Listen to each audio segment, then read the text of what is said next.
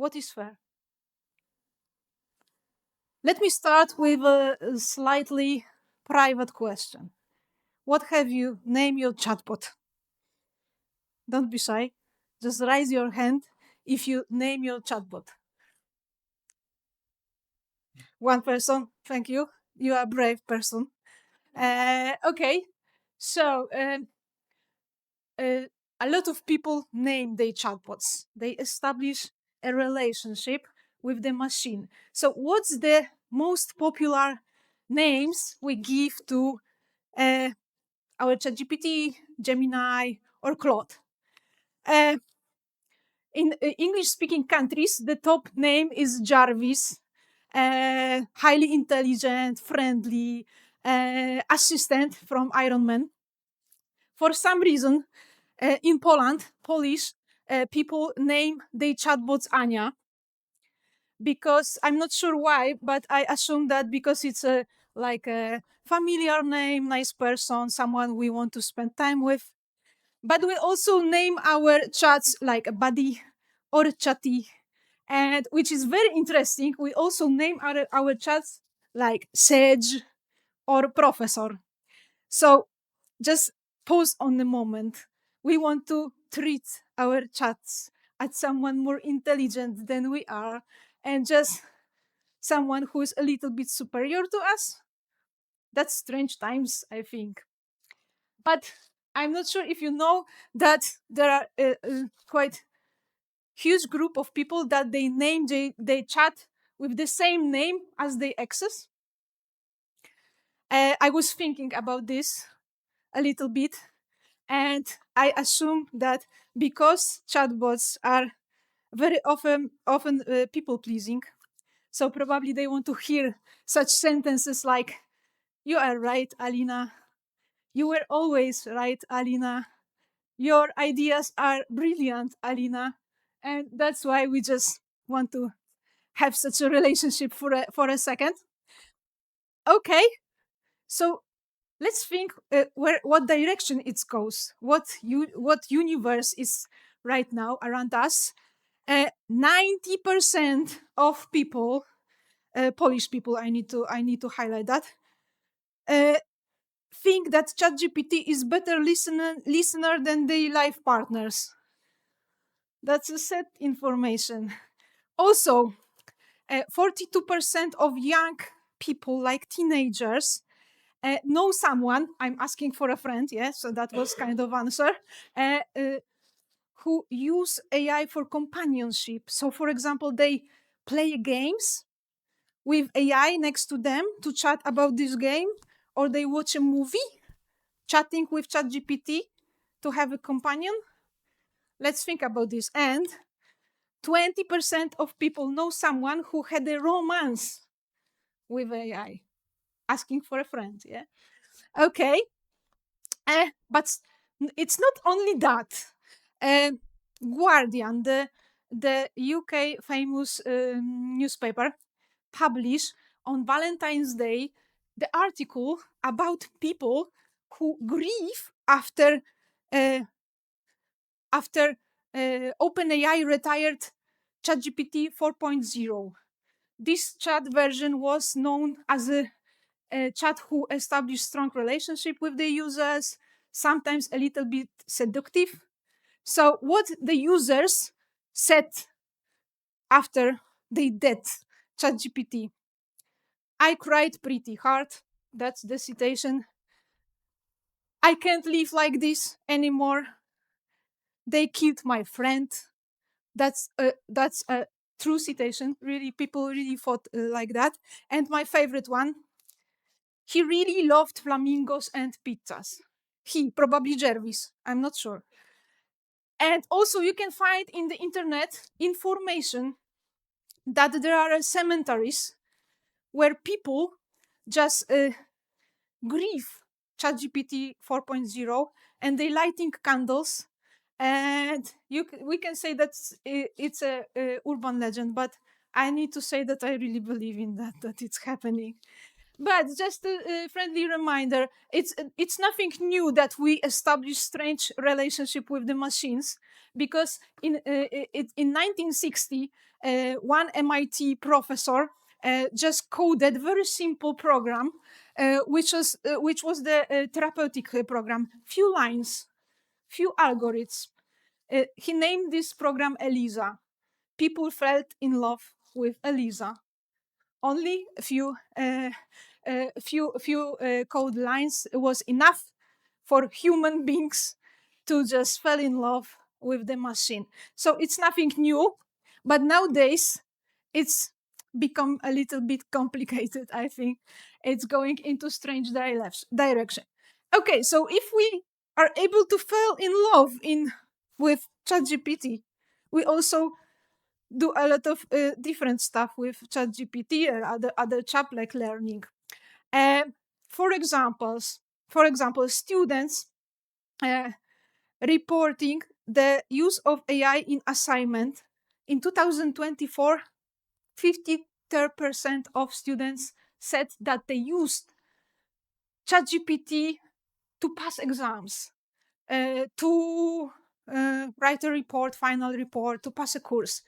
1 year later, it rise to 88% match. I'm really curious what's the result next year. It's going like that. I understand it, yeah, because it's sometimes easier and we're just fed up and we're tired. But it's really interesting to observe this trend, what's happening. Uh, so in this situation, strange world, yeah, we need to ask this question: what is fair now? And how to assess, because assessment is a very important part of teaching process. It is for something, sometimes it's good, but if we can generate reports, results, calculations very easily, we need to think what to do with it.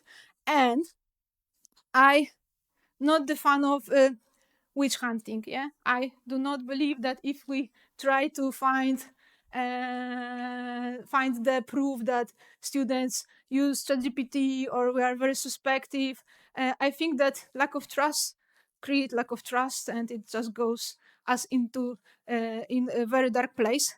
Uh, but also we need to reconsider what we're thinking about ChatGPT, especially the older people.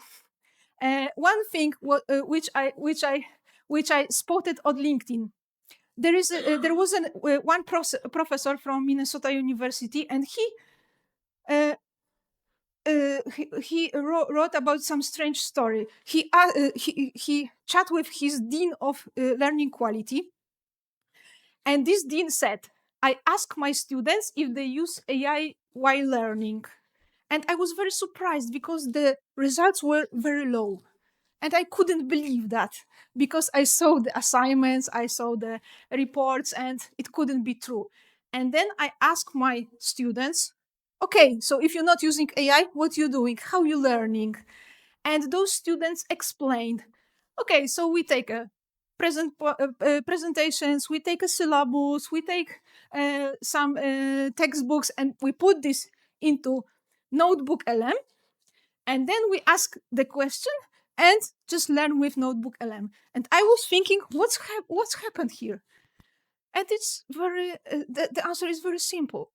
Uh, Young people use AI, but it's transparent for them. For in some situations, they're not thinking that they use AI for support or they, I don't know, overuse it. It's just become a part of their life and not always treated as a something wrong or something uh, which is forbidden or wrong. Okay, few ideas. How should we assess? I don't know, because AI in education is so new thing, and it's going so fast that I try some methods, observe what's happening, but I need to say that I'm not ready to answer this question. We try with you and we all experiment, unfortunately, but we will figure it out. Some propositions we can provide the defense. I'm not sure if you like it, but it's the one of the option. Yeah, so student make an assignments, and then we do the oral exam, asking what was inside this report. I see your smiles. We can also make open book exams where you have everything, AI, I don't know, PowerPoint, textbooks, and then you just take all of this and just make your own thoughts and your own solutions. That's the method. Maybe not perfect. We can also design activities with local context, because ChatGPT and other chatbots are not great with local context and your private experiences. We can also play the detectives. And for example, you can use various AIs and compare the differences, or try to figure out, find the what's wrong in this text. We can also ask you to create some creative summaries, like videos, like podcast. I'm sure you hate it, but still it's some idea. We can also assess the process, like asking you for the drafts, or asking you to explain what was the process, but it's not easy. Also, it sounds good on paper, but it's not easy in real life. And also, we can ask you to explain your decisions, which is also a good idea, but not easy to provide also in some situation. And we also can ask you for the best teaching method ever. What's the best teaching method ever? It's not a gamification, it's not a VR, it's not a simulation. The best teaching method ever, researchers proved that it's like teach others. So we can come back to old style, vintage, I would say, student presentations, where you just take some information and deeply understand and try to explain to others. That's the best teaching method ever in the world. It's not sexy, but it is true. Okay, but in these difficult times, uh, I don't know what to do. That's why I try to do it completely different way. So I start with prevention, which I called chatucation.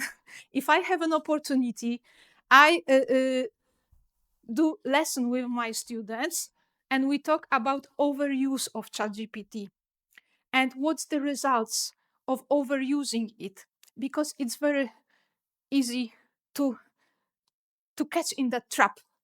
We analyze the texts, and students find the artifacts.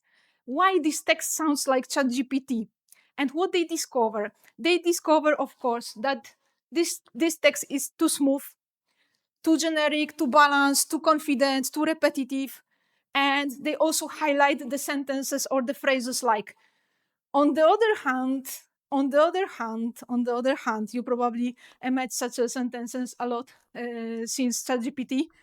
Also, enumeration like first my cat, second my cat, third my cat, in conclusion my cat. A lot of sentences like that. And I need to say that to me, it's like a linguistic desert a little bit. But the good thing is that students also spotted it and they tired of it. They don't want to be exposed on such a text anymore. Also, we all feel that it's not nice. Yeah. And also I chat with my students about the research, very famous research conducted by MIT professors about how brain react to ChatGPT. It was the sample was 54 people were writing assignment, the report with AI, with Google search, and without any help. And the results was that the neural connection were the weakest with when the writers were using ChatGPT as a support. So when I, because I have the same problem, I'm not you're not alone. Yeah, when I use too much ChatGPT to create something, then I ask myself, did I write it? If it's still mine, and then I ask myself, what did I actually write? That's a strange questions, and we need to think about overuse using of ChatGPT as the same story as overusing smartphones and brain rot, yeah, and scrolling too much. We need to think about overuse of ChatGPT as a junk food.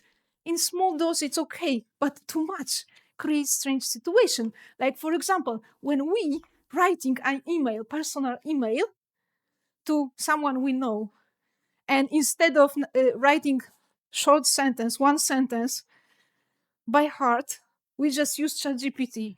And we talk also what we feel if we receive such an email. If I receive from my colleague, from my friend, from someone I know, artificial text, I feel bad. And you feel bad also. But because we are moving so fast, we tired so much, we just do it more and more. And it's very dangerous. And of course, we also I chat with our students about how companies use ChatGPT to generate marketing content. It's a bad idea. It's a very bad idea to use ChatGPT or other chatbots to create marketing materials, because there is no personal branding inside. And for example, Queensland Orchestra wanted to encourage you to visit their place, but there is no heart inside. It's empty. And we start noticing it.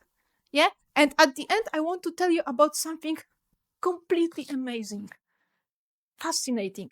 We all have something like idiolect. And it is the same story like our fingerprints and our pupils. Each person's got unique pupil, unique fingerprint, unique footprint.